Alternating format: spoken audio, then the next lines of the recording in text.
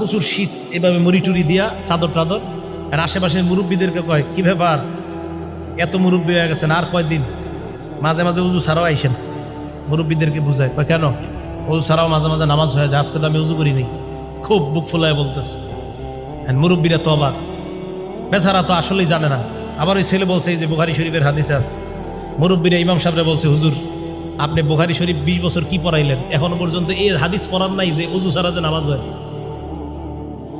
হুজুর তো হ্যাঁ, আমি তো এই হাদিস পড়াইছি বাবা। তো আপনি তো একদিন উজু ছাড়া নামাজ পড়াইলেন না। হুজুর হাদিস পড়াইছে, তো আপনি একদিন উজু ছাড়া নামাজ পড়ে আমল করবেন না? এটা এই হাদিস কোন কিতাবের? ভাই কথা বুঝেন, এই হাদিস বুখারী শরীফের। আপনি একদিন উজু ছাড়া নামাজ পড়াইবে, আমল করবেন না? হুজুর বললেন যে ভাই, উম্মতের ঘুম আর নবীদের ঘুমের মাঝে পার্থক্য আছে। ওই সেগুলো দেশে বুঝাই দিল, কি পার্থক্য? নবী যখন ঘুমায় তার চোখ ঘুমায়, অন্তর ঘুমায় না। উম্মত যখন ঘুমায় তখন উম্মতের চোখ